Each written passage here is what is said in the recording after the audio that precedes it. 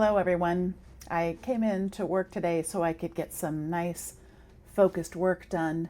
And you know how these things go. I had to go to the fridge to find myself a LaCroix and noticed that there was a package sitting out, and the package is addressed to the old name of our department because we will never, apparently, at least not in my lifetime, ever actually get all of the different systems and structures to address us by teaching and learning. But that's okay. That's okay. I'm excited, and it's a heavy box. I think I know what is inside, and I'm going to use my gigantic scissors. These are the biggest scissors I've ever seen, and they bring me so much joy, even though this job doesn't require as large of scissors. I'm just going to do it anyway because it's so fun and satisfying to use.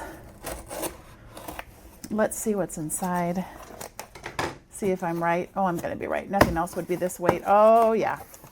This is not all of them, or is it? 4, 6, 8. Oh, it is all of them. They're just so tightly packaged. I'm not used to such efficiency in packaging. Boy, we sure ordered the right amount. It is from John Warner. It's his latest book. It's called More Than Words: How to Think About Writing in the Age of AI. And I was so fortunate to be able to get an advanced copy before it released. And there is an episode coming out with John on April the 3rd. It's going to be episode number 564, so be watching for that. But more so than that, you want to get your hands on this book. It was the book that I felt like was missing from a lot of the conversations. It's a book that helps us remember how humans are unique and resists the efforts to make us so easily replaceable. I'm not even doing it justice by sharing those few things with you. I absolutely loved reading it.